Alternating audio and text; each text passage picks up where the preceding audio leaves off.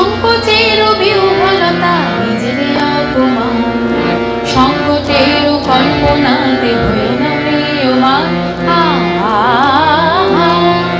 সংকোচের বিহ্বলতা নিজের অপমান, সংকটের কল্পনাতে হয়ে না প্রিয়মান। মুক্ত কর ভয়, আপনা মাঝে শক্তি ধর, নিজের কর জয়। সংকোচের বিহ্বলতা নিজের অপমান।